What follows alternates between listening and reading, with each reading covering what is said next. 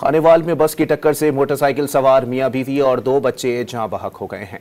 आपको अपडेट करें खानेवाल से, जहां पर बस की टक्कर से मोटरसाइकिल सवार मियां बीवी और 2 बच्चे जाँ बहक हो गए हैं। विहाड़ी रोड पर बस की मोटरसाइकिल को टक्कर से मियां बीवी और 2 बच्चे जाँ बहक हो गए हैं। खानेवाल में यह अफसोसनाक हादसा पेश आया है, जहां पर बस की टक्कर से मोटरसाइकिल सवार मियां बीवी और 2 बच्चे जाँ बहक हो गए हैं।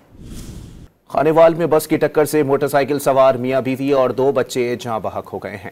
आपको अपडेट करें खानेवाल से, जहां पर बस की टक्कर से मोटरसाइकिल सवार मियां बीवी और 2 बच्चे जाँ बहक हो गए हैं। विहाड़ी रोड पर बस की मोटरसाइकिल को टक्कर से मियां बीवी और 2 बच्चे जाँ बहक हो गए हैं। खानेवाल में यह अफसोसनाक हादसा पेश आया है, जहां पर बस की टक्कर से मोटरसाइकिल सवार मियां बीवी और 2 बच्चे जाँ बहक हो गए हैं।